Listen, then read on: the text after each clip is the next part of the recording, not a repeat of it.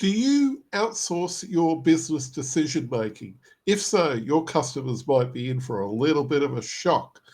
Look, I've got some examples here today of 8 things that could actually greatly or drastically affect the customer experience that you've got and maybe even the major results that your business gets. And this can happen even if you're in a big business, and especially it's wildly important if you've got a very small business because the mistakes usually start there and happen there. For example, one of the most classic cases that happened in the last 2 decades was you've got GM, Ford, and Chrysler flew into Washington, each on private jets, just to ask for a bailout taxpayer funded. So just imagine the backlash that happened as a result of that episode back in 2008. Here we have is company executives, CEOs on very extremely high paid salaries, and they're not even driving in on their own cars. Look, even if they wanted to, if they said they wanted a bailout, rather than taking a 20,000 or more dollar round trip to Washington, they could have taken first class at about $800, or maybe even just regular coach class or economy class at probably about $250. That's how cheap it is if they wanted to go there in the regular method. Or if they're really a customer of their own product, they could have driven there. So just imagine that for a moment. I think probably one of the startling things about all this is they don't even drive their own cars to work. They get chauffeur driven each day. Chauffeur driven. These are executives that are trying to promote their own car and somebody else drives them around. How hypocritical is that? If you're wanting to actually be connected to your customers and understand what it is for their experience, you have to put yourself in their shoes. You have to walk a mile in their moccasins, as the saying goes. Look, we have another example here, which is local to home here in Australia, and that is OneTel. You remember the company OneTel? Tell your friends about OneTel. There were lots of ads on TV and in the newspaper about that long, long ago. Lots of celebrities promoted it. It was a really big deal.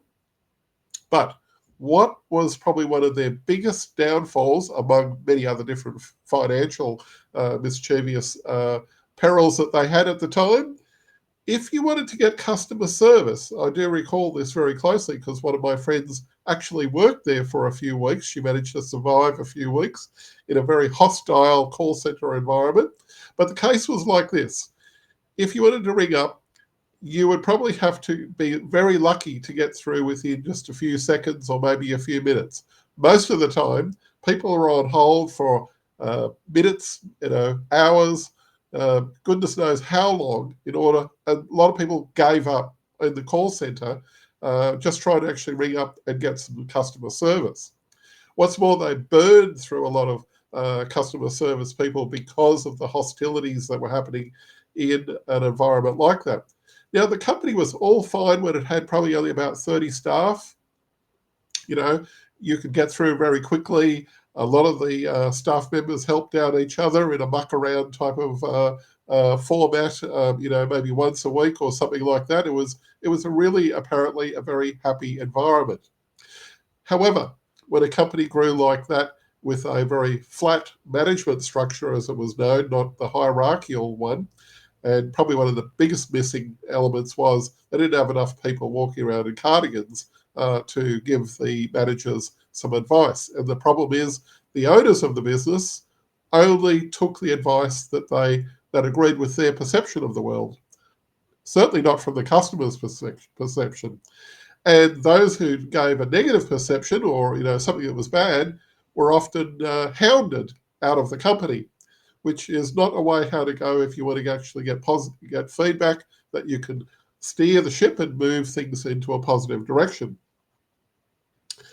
What a lot of companies tend to do when they get to a certain size is they start to outsource their strategy to ad agencies and freelancers and so forth like that, without keeping it in-house where you can keep a little bit more control of what's going on. What's more, you can actually hear what the customer is actually saying. So that's one of the things that they do, which often takes them away from their customers. The other thing is they tend to look at data rather than real conversations.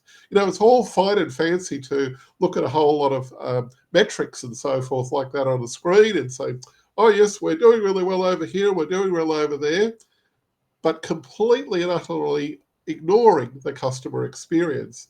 That's the problem with data and living on metrics alone. And if you do, it can be a trap in itself that you're so-called, I'm only running the business by the numbers. But if you're only running the business by the numbers, where is the customer? Huh? The other thing is they tend to copy competitors instead of crafting their own offers. They tend to be more competitor focused. If the competitor goes this way, or if the industry standard is to go that way, who knows what the industry standard is anyway, they will tend to make products that match or conform to whatever everybody else is doing. So they don't have any original ideas or any original input and so forth. Now, look, I can perfectly understand that when you're starting a business, you may wish to copy, say, your coffee shop or your consultancy business on one down the road that you may have just left only 5 days before.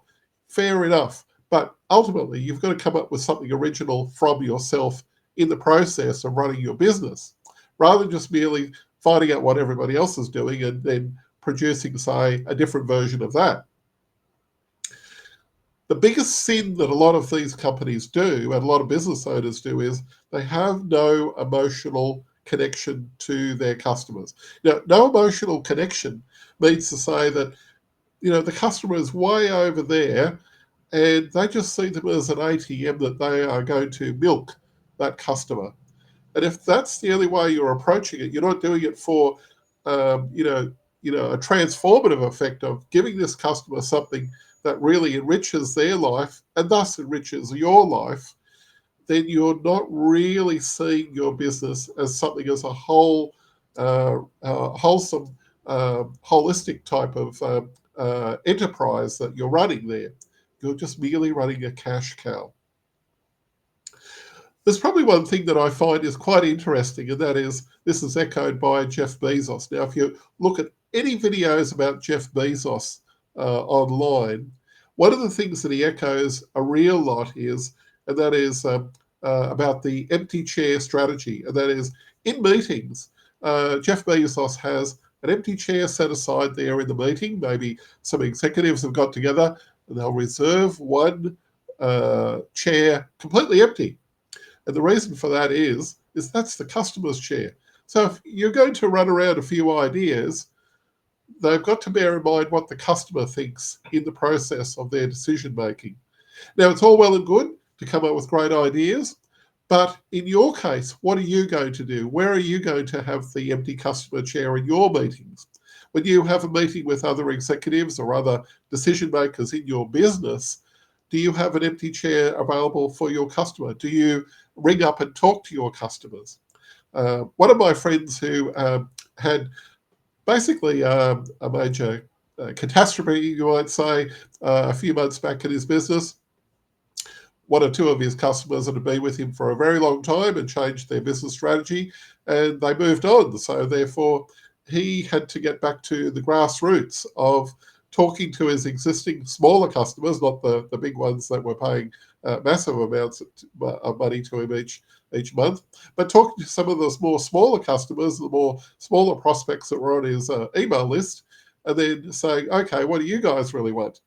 And I'm proud of what he actually did, because he actually held a few regular meetings and even held a seminar to listen to actually what they were saying, and that profited him enormously.